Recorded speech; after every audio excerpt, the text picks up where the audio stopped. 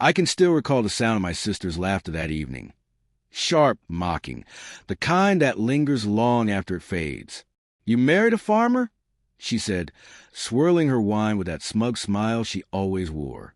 "You really aimed low, didn't you?" My mother chuckled. My father stayed quiet, his eyes fixed on my brother-in-law, the finance prodigy with his polished shoes, crisp suit, and talk of stocks and market forecasts. I didn't respond.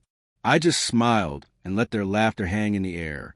I'd learned long ago that silence can be far more unsettling than any defense. I used to think peace came from humility.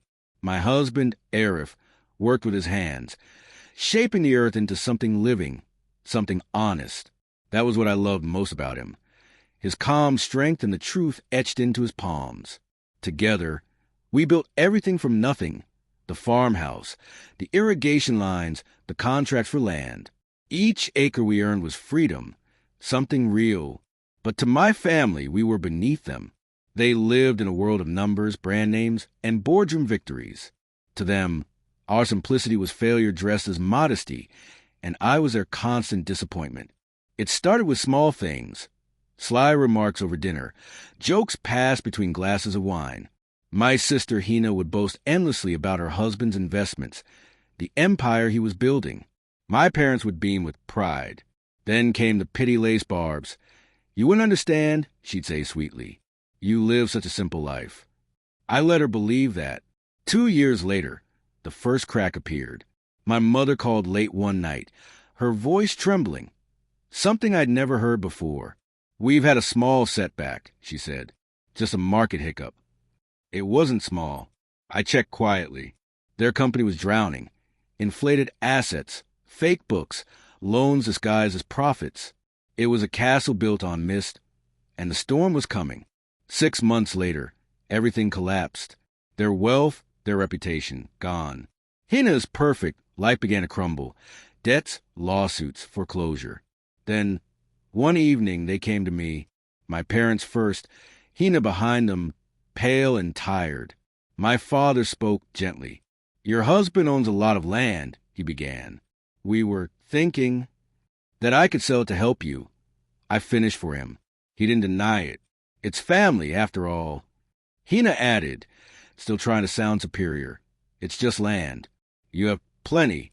Arif won't mind helping." Arif entered the room then, calm as always. He sat across from them and opened a folder he had brought. "Before we talk about selling," he said evenly, "you should see who owns what." My father flipped through the documents, and I watched the color drain from his face. Every plot, every deed, every asset, all in my name. Not shared, not joint mine alone. My mother's mouth fell open. Hina stared at me as though seeing a stranger. Arif leaned back. "She built this," he said. "She managed every deal, every acre. I just worked the fields." Silence filled the room, the kind that strips away pride and leaves only truth. I looked at them and spoke softly. "You mocked what you couldn't understand. You called it small. Now you need it, and it's still not for sale." Hina's voice cracked. "You let your own family suffer?" I smiled, not cruelly, just honestly. Family doesn't laugh when you bleed. They left soon after. I watched their car vanish down the dirt road they once refused to drive because it ruined the tires. Arif stood beside me, quiet as always. "You planned this," he said after a while. I didn't deny it. I prepared for the day they'd need what they once mocked. He looked at me with warmth. "You're stronger than they'll ever be." Maybe it wasn't strength. Maybe it was just clarity. Revenge, when done right, doesn't roar. It waits.